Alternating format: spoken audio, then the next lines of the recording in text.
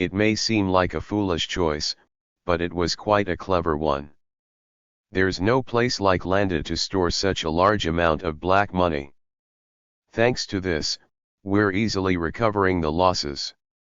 Even as Carver elaborated with some extra details, the council members listened calmly, without any impatience, unbecoming of their old age. This was even after the status of Landa as a free city was nearly threatened. Based on our current calculations, it is estimated that most of the ABC incident losses can be recovered, except for 1 to 2 billion. Why can't 1 to 2 billion be recovered? A muscular middle-aged man wearing just a shirt and jacket asked. His attire was befitting of a council member representing a workers' district. It was used for Shamus's escape and bribes. However, it is not considered a major problem. While 1 to 2 billion is a large amount of money, it is just a drop in the bucket compared to 3 trillion. It's actually considered a profit that we were able to resolve this enormous incident in just a few days. A very large profit, Carver confidently claimed. Indeed, resolving this large-scale financial fraud in just a few days was nearly miraculous. When the fact was announced, the city's common people, who seemed ready to riot out of their loss, sent their praises towards the Landa city that had solved this problem, shedding tears as if nothing had happened. Not only has the city regained its stability, but the support for the council members has also increased. Furthermore, we were able to prove the ability of Landa city both domestically and abroad, and also demonstrated the value and necessity of the Security Bureau, which had been restrained by the Parliament. Although there was some disturbance like hardening ground after the rain, this crisis, in retrospect, demonstrated the value of Landa. More importantly, Carver paused briefly for effective communication, then opened his mouth again. The biggest gain from this incident could be this. Carver manipulated the socket to switch to the next screen. On it were names of various countries like Galos, Central Continent small nations, Southern coastal city-states, etc., along with the organizational charts of enjoyment druids suspected to have operated there. Who are they? Green-haired, facial tattoos.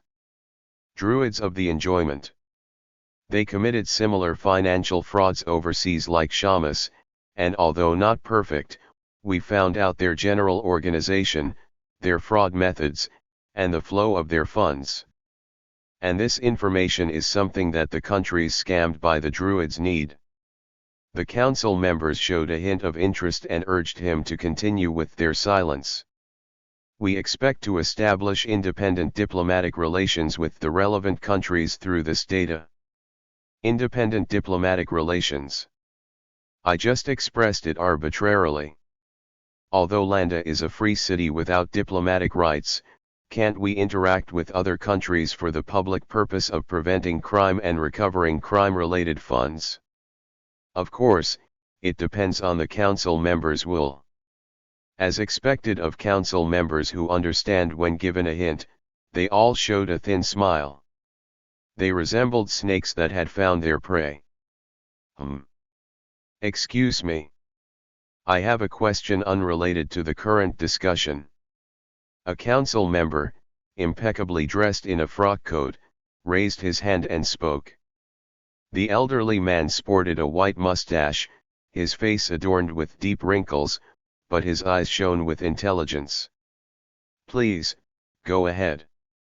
I've heard that the resolution of this unprecedented fraud was thanks to a single individual. Is this true? Carver admired the counselor. Although he had planned to bring it up, the counselor beat him to the punch.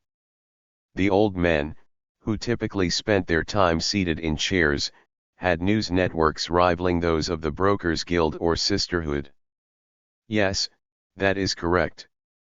Carver manipulated the socket to display Dave Wright, a solver from District T, on the screen. His face and a brief description of him was written there.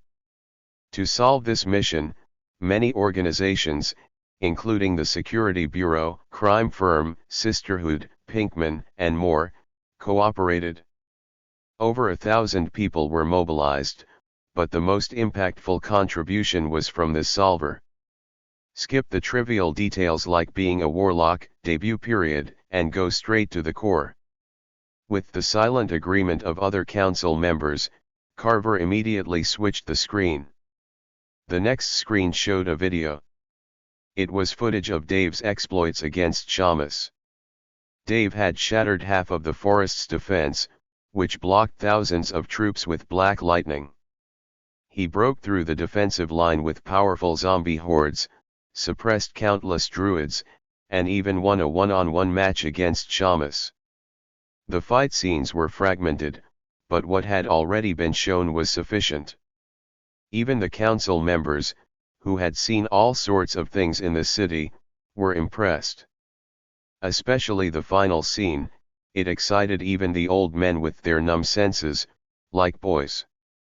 Dave created a tree giant by stealing Druid's power and mixing it with an unknown black magic, thereby suppressing an even more advanced Shamus. It was a shocking scene in many ways. Particularly for council members who were aware of Shamus's abilities. Once the video ended, one council member grumbled with a furrowed brow. Was black magic originally capable of stealing the power of nature? No, such a case has never happened before. At best, only mana is stolen, but the power of nature. As far as I know, there has been no such case yet. Then, how exactly? Who knows? Anyway, he's really strong. Isn't his level equivalent to the head of a magic school, a Grand Master? No matter what, that's not true. A Grand Master.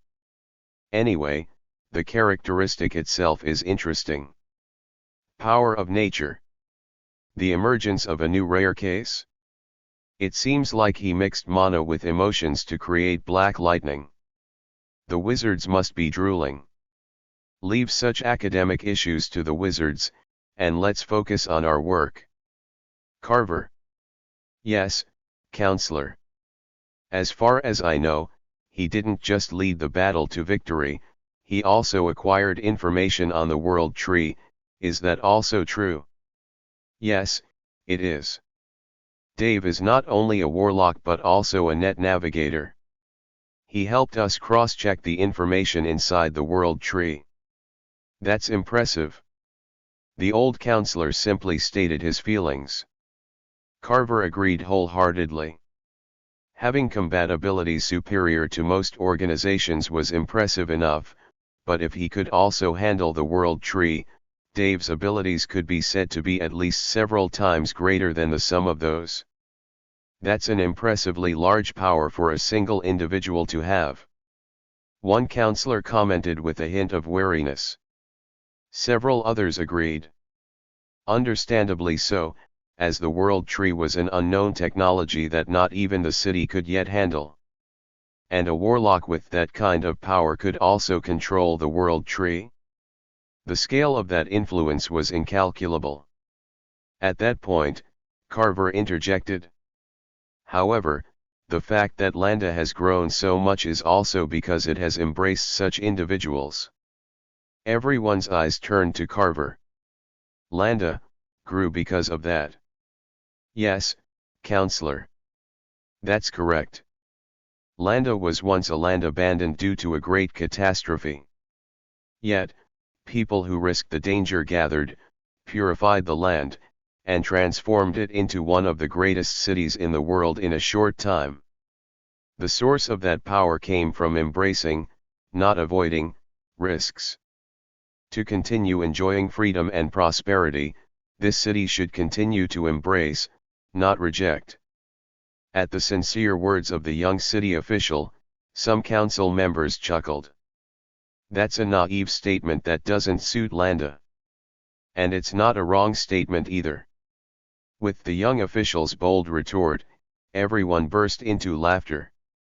They weren't angry. It was a sign of respect in their own way.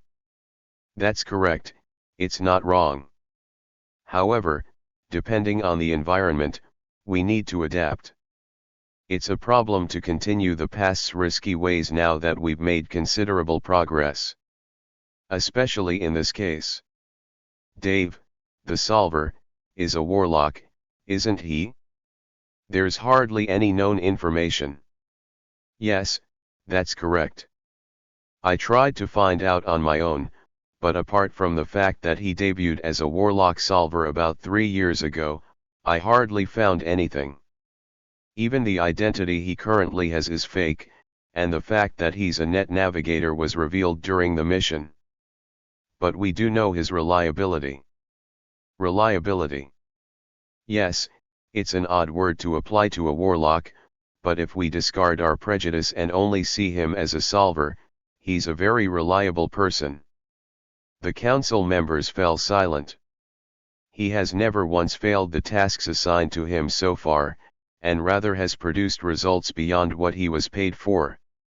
Most importantly, he had the opportunity to embezzle 3 trillion, but he didn't touch it at all. I question whether there would be another solver in Landa capable of doing this. So, what's the main point? Are you suggesting to scout him to the Security Bureau? No, not that. We suggested that in the past, but were rejected. He has a nature that dislikes affiliating with anywhere. Instead, I think we should bring him in as an unofficial ally of the city. An unofficial ally of the city. The Magic Tower, crime firm, sisterhood, brokers' union, etc. It meant a kind of mutual inviolability and cooperation for the peace and balance of Landa's power. It was never an official relationship, but they did quite a lot of transactions under the surface. Is that possible? It's doubtful whether he will actually accept, and even if it's unofficial, it's somewhat off for the city to form a relationship with a warlock. We might become a punching bag for all sorts of people. That was true. From a social standpoint, warlocks were the weak. They were political punching bags to which blame was shifted whenever any incident occurred. No matter how exceptional Dave was or how high his credit was, he couldn't escape this rule, and as a result, the city had no choice but to hesitate to get close to him. They could be branded as demon worshippers at any moment. Carver agreed with this point. Yes, I think the same. Even as pragmatic and realistic as Landa is, it's somewhat off to form such a relationship with a warlock, but I think it might be possible if it's a deviation by a single official. Several council members furrowed their brows. Do you mean to say, you'll take responsibility? If it's for the benefit and development of a great city, absolutely. As he had been doing, Carver spoke sincerely, and even the elderly council members realized that this was not mere bluffing but sincerity. A council member in a frock coat stroked his mustache and spoke. That's not going to work. A relationship with an exceptional warlock appearing in the video and a mere internal affairs official. Isn't that lacking in persuasiveness? People have to be convinced if the ranks match. For example, a Minister of Internal Affairs. At that moment, Carver and the council members exchanged glances, and countless conversations passed through a single look. Fast forward button. Aren't you upset? At a table in the Forest restaurant, Jane, sitting across from Oliver, started a conversation. Oliver slightly put down the newspaper he was reading and made eye contact with her. What are you talking about? Jane put her hand lightly on the newspaper Oliver was reading, slowly moved it down, and pointed out one article. The article stated that the Security Bureau had recovered the money that Shamus had embezzled, and the photo below showed city workers who were happy to find the money. They omitted Dave's contribution and reported it as if the Security Bureau solved it all by themselves, didn't they? The people don't know who the real hero of the city is. Oliver briefly looked at the article and opened his mouth. The Security Bureau is the one ultimately responsible, so I think there's no problem. Also, I'm not a hero, but a solver. It's not wrong, but isn't it a bit strange? Someone else stole your credit. The city hired me, so I think there's no problem. Ha! Jane sighed while looking at Oliver, emanating a familiarity that she hadn't quite gotten used to. Despite his tremendous abilities, he hardly uses them. He probably will never understand it in his lifetime. By the way, miss, may I ask why you came? Oh my, isn't it rude to say that when a lady comes to visit? Ah, I apologize. It seems like you have something to say. Well, you're not wrong. I came to thank you on behalf of the sisterhood. To me? Yes, we heard about your actions through Pinkman. If it weren't for you, we would have lost Shamus completely. That's not true. Others played a crucial role as well. Really? How so? While I was away, they surrounded the forest to prevent Shamus from escaping. If it weren't for them, I would have lost him. Let's move on. Anyway, thank you for your help. Thanks to you, we overcame the worst-case scenario that the sisterhood was worried about, and I was able to establish my position within the sisterhood. Is that so? Yes, due to many members following Shamus over me and Miranda, I somehow ended up getting promoted. I played a role in resolving this incident and, thanks to this, I ended up taking on a big role in an unusually short period. Oh! Congratulations! However, that's not because of my help, but your luck and abilities. There's no need to thank me. Jane just smiled at Oliver's words. Could we have dinner together when you have time? Dinner? Yes. Miranda would like to meet you formally. Me? Why? It's nothing strange. The city's rich want to be close to people with powerful forces. Also, she has been interested in your reputation. With your recent distinctive activities, it's natural for her to want to meet you. Could I think about it for a while? A solver contemplating meeting with the city's rich. It was quite a rare case, but Jane wasn't surprised and just nodded. If she was surprised by these things, it would have been impossible to converse with Oliver. Above all, Oliver was now in that position. He was capable of having an equal conversation with the city's capitalists with his own power alone. Jane thought that she should work hard too and got up from her seat. Then, I'll tell Miranda that you're considering it. I want to talk more, but I have some business to take care of. Is it okay if I leave? Oliver nodded his head. Yes, of course. But what business do you have? This and that. Now that there's a vacancy above, I have to deal with other investors. Also, the sisterhood needs to be reorganized. The organization got a bit torn apart because of Shamus. Ah. What happened to those who followed Mr. Shamus? Could I tell you after it's confirmed? After it's confirmed? It was a somewhat incomprehensible phrase, but Oliver nodded for now. Thank you. I'll definitely tell you. Let's have dinner together then. With Ms. Miranda. No, just you and me, between friends. Ah, yes. That's a good idea. Upon Oliver's nod, Jane showed a bittersweet and pleased expression. Jane left with a smile, and Oliver saw her off from his seat, then started reading the newspaper again. The newspaper highlighted the actions of the Security Bureau and emphasized the need for the Security Bureau, along with articles emphasizing the city's outstanding capabilities. Squeak, thud. When he was almost done reading the newspaper, he heard someone sit down across from him. "Does Mr. Forrest also has something to say?" Forrest nodded his head. He looked serious and showed traces of considerable contemplation. He opened his mouth. "Have you thought about taking a break from your work as a solver for a while?" Chapter 295.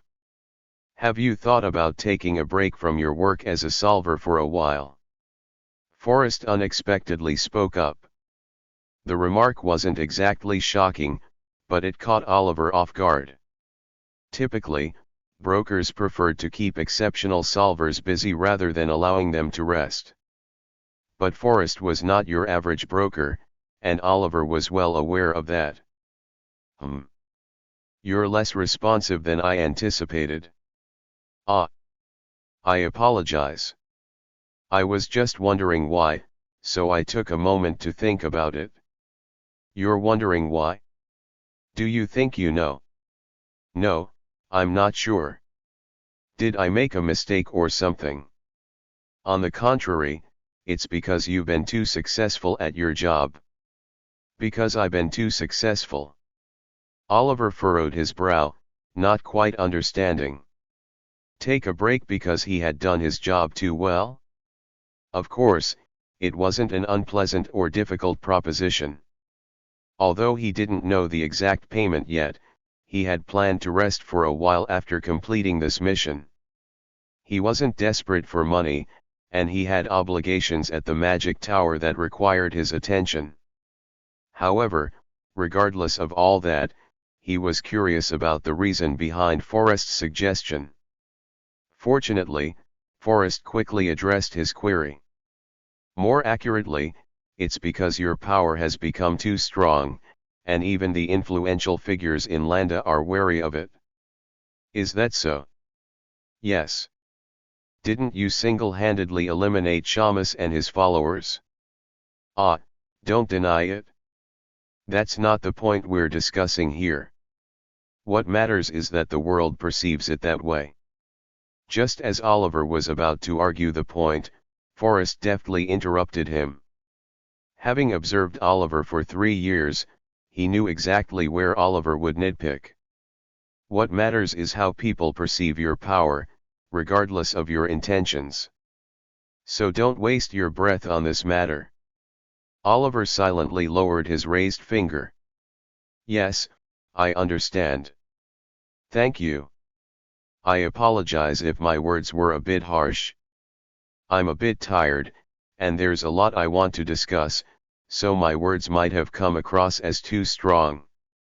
"No, it's all right. What's going on?" "Don't worry about it. Anyway, getting back to what I was saying, you've become one of the top solvers in Landa, both in reputation and in reality. You defeated Shamus in a one-on-one fight, and that's an undeniable fact. Not even you can deny it." Forrest's words carried an unusually firm and assertive tone, signaling that there was something significant at play. It was a clear departure from his usual gentle and soft demeanor. Though it might seem like he was angry, in reality, he appeared more concerned. He was worried about Oliver. "Yes, I understand. Please continue. As a result, you should consider yourself the successor to Shamus." "Me? Understand this. You may differ from Shamus in character, and you don't run a business. But people will perceive you in the same light. When someone dies, they leave their name behind, and the one who kills them inherits that name." "Ah. So from now on, there will be more people who will try to test, manipulate, and confront you. Not just small-time troublemakers, but significant figures as well. Can you tell me why?" "There are various reasons, but fundamentally, it's because they're afraid. You single-handedly solved a problem that couldn't be handled by thousands of troops. While I support you, some of Landa's influential individuals may find your very existence discomforting." "I don't quite understand." It's more about feeling than understanding. People are inherently fearful, especially those who have a lot to lose. Regardless of the other party's intentions, they fear and resent those who are stronger than themselves. It's a similar emotion to jealousy. I digress. The point is, you need to take a break from work and assess the situation to ensure your safety. No matter how strong you are, if you can't gauge the situation, you're as good as dead. Forrest's words were sincere, and Oliver, in agreement, nodded. It was a story he had heard several times before. I will follow your advice, Mr. Forrest. Are you sure about that? Yes, I was actually considering taking a break for some time anyway. I'm glad to hear that. Thank you for cooperating. It's no problem at all. I do have one question, though. Will it be more difficult for me to stay in the city? Well, it's hard to say for certain because you never know what may happen, but I don't think you'll have to leave the city. I spoke harshly to make you aware of the situation, but for every person who opposes you, there will be just as many who support you, and more might come along. Oh, that's a relief. With that said, have you ever thought about joining an organization? That suggestion was even more unexpected than the earlier one to take a break. Confused, Oliver tilted his head, and Forrest sighed, trying to find the right words to persuade him. Do you have a reason for suggesting that? It's for the same reasons as before. You are incredibly powerful and famous. There will be people who want to control, use, or oppose you. But didn't you just say that there are also people who want to befriend me? That's why I'm making this suggestion. It's good to have friendly relationships, but being part of an organization provides more certainty. It makes it harder for others to interfere. I'm not really interested in that. I expected as much. But I would appreciate it if you would consider it. I'm not trying to deceive you. I understand. Oliver replied promptly. From a broker's perspective, Forrest's proposal could be seen as a betrayal. If Oliver joined an organization, there could be unforeseen complications in future dealings. However, Forrest made this suggestion out of genuine concern for Oliver's well-being. Of course, your own willingness is the most important thing. If you join an organization, you will certainly gain security, but they will also expect something from you. But try to think of it positively. If you want, I can negotiate with Sisterhood, crime firm, fighter crew, and others on your behalf. Can I ask a question? Of course. Why are you so concerned when you haven't even witnessed the situation yet? Forrest hesitated for a moment before responding. Because of your unique abilities. My abilities? Yes. You have the ability to control the world tree and harness the power of nature, don't you? Yes. I don't mean to boast, but I have spent a considerable amount of time in Landa's hidden world, where superhumans reside. Yet, I have never seen or heard of a case like yours. Is that so? Yes, there have been a few rare instances of mana manipulation, but I have never come across anyone who can manipulate the world tree like you do, except for you. It's extraordinary. Only a few exceptionally talented wizards can handle the world tree. And on top of that, you have the ability to extract the power of nature, something I have never encountered. Listening to this, it became apparent. Even considering the world tree, extracting the power of nature was undoubtedly unique. Oliver had never heard of such a case.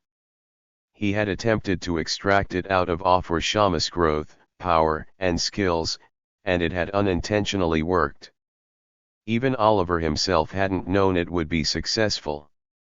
Is it very unusual? To be honest, yes.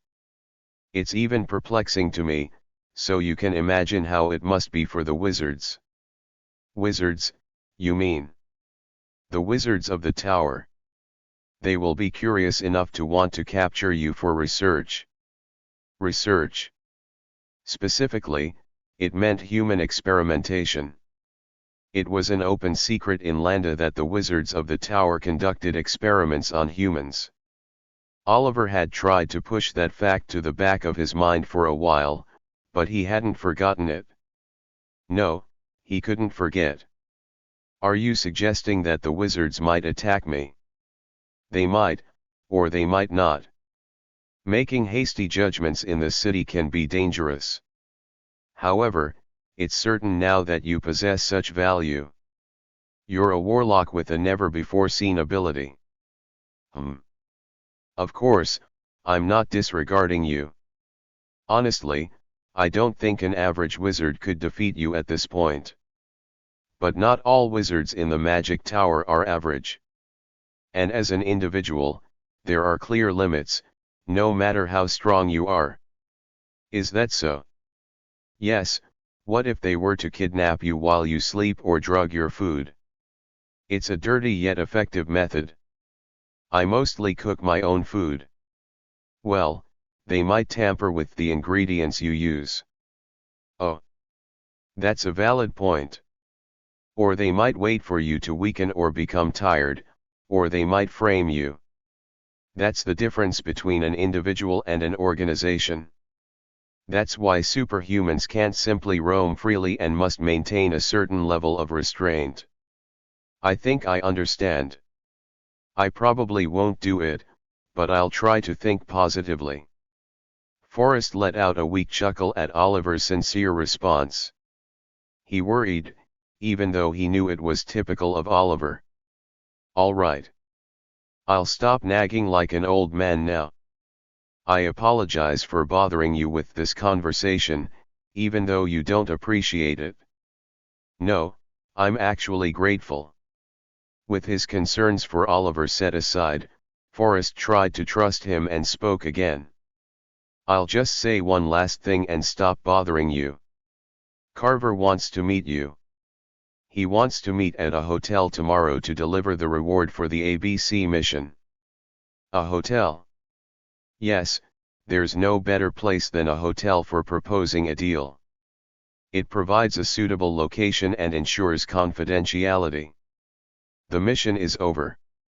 Does Mr. Carver have a proposition for me? Well, I can't be certain, but I believe there might be. What is it? For example, an unofficial alliance with the city. An unofficial alliance with the city. Yes, an unofficial alliance with the city. Fast forward button, fast forward button, fast forward button, fast forward button, fast forward button, fast forward button. That means precisely what it says, an unofficial alliance with the city. It doesn't exist officially, but unofficially, it entails seeking mutual safety and supporting each other when necessary for symbiotic coexistence. Inside a 4-star hotel room, Carver reiterated exactly what Forrest had mentioned. He explained that the city's unofficial alliance included the Magic Tower, crime firm, sisterhood, and brokers' union. And the city wishes to form an alliance with you through me. Carver made the proposition with courtesy, and Oliver remained silent. After a brief moment, Carver cautiously continued. Is there something you don't like about it? No, it's just an unexpected proposal. Oliver beat around the bush based on the information he had received from Forrest. Unexpected? Yes, I didn't anticipate the city making such a proposal to me, a warlock. Ah. May I be frank with you? Yes. First and foremost, Landa City genuinely appreciates your contributions in this mission, Dave, and highly values your abilities. Thanks to you, we not only successfully resolved the ABC incident, but we were also able to remove 7 highly corrupt city council members and establish the presence of the security bureau both inside and outside Landa. We tackled multiple problems simultaneously. His words were sincere. But, as you just mentioned, there are individuals who feel uneasy about getting too close to a warlock. It's not that they don't trust you, it's because of the societal perception of black magic. I'm fine with it, don't worry. Carver nodded slightly in gratitude and apology. So, as I mentioned earlier, the city would like to establish an unofficial alliance with you, Dave, through me. Even if the nature of our relationship is exposed, we can attribute it to my personal decision. By the way, I genuinely desire it as well. It's for the sake of this great city. Once again, his words were sincere, and Oliver responded. You're more candid than I expected. Yes, I'm not foolish enough to transparently lie and risk losing credibility. Oh. Are you joking? Yes, but it's also genuine. I want to maintain trust with you, Dave. It's not easy to come across someone who possesses both ability and credibility. Do we really need to do this? I'm just a solver. If you single-handedly took down Shamus and his underlings, you're no longer just a solver. Besides, this will help put the city council members at ease. They're the type of people who need safety measures to feel comfortable. I see. Yes, they've spent their lives in the treacherous political scene of Landa, losing faith in humanity a long time ago. That sounds somewhat sad. Don't feel too bad about it. They've gained power and wealth in return. What would be expected of me if I become an unofficial ally of the city? Nothing. Pardon. You simply need to refrain from acting in a way that threatens the city of Landa. It's more of a mutual agreement of non-aggression and cooperation rather than a formal alliance. It's called an alliance because it sounds more substantial. I understand. Appearances matter more than you might think. The higher-ranking individuals can be quite petty when it comes to the details.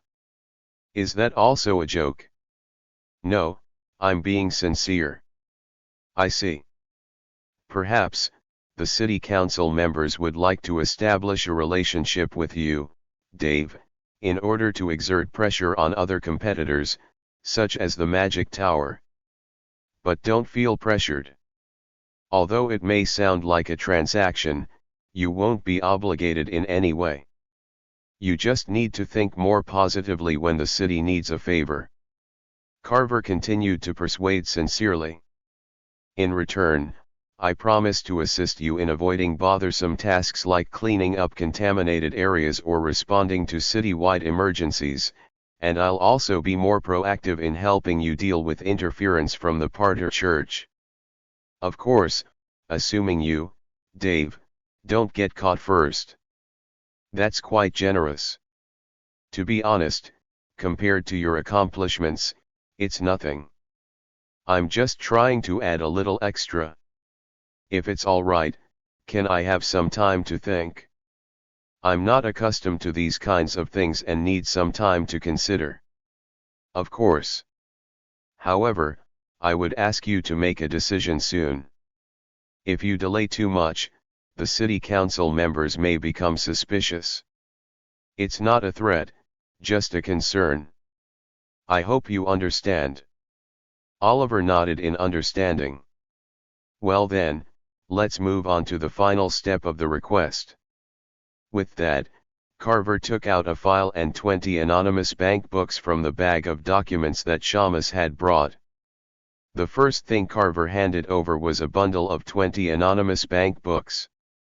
This is a reward of 20 billion for the successful completion of the ABC mission. 20 billion? Oliver asked, struggling to grasp the reality of the amount that exceeded his imagination. Yes, considering that you retrieved 3 trillion without a scratch, we should be giving you more, but there are others to consider as well. Please understand. Understanding wasn't necessary. The amount was so substantial that it shook Oliver's financial senses, leaving him bewildered. Can I really accept this much? Yes, please take it. You've done the work, and it's also a token of trust. Oliver quietly examined the bank books while pondering. Goldsmith Bank, Lubin Golden Jar Bank, Meminism Bank, Golden Calf Bank, and others. They were from various major and medium-sized banks in Landa, and each bank book had a deposit of 1 billion. It's safer to split it into 1 billion each, although I wanted to give it all to you in one go. Ah, yes. Then, I'll gratefully accept it. It's your right. There's no need to thank me. May I ask what the file you took out along with the bank books contains? It's the second gift. The second gift? Yes, it contains information about Paladin Joanna and the orphanage she was at, as well as your official identity card in Landa. Carver opened the file and handed it to Oliver. Inside were the details about Joanna and her related information, as well as an official identity card for Landa. This is a genuine ID card issued by the city's authority, not the fake one you're currently using. It's a legitimate identity card that is recognized in both Landa and the United Kingdom. With this, Dave, you'll be able to move around safely anywhere. Though Carver seemed quite proud of his gift, Oliver was more interested in the information about Joanna beneath the ID card. Oliver spoke up. I truly appreciate your thoughtfulness.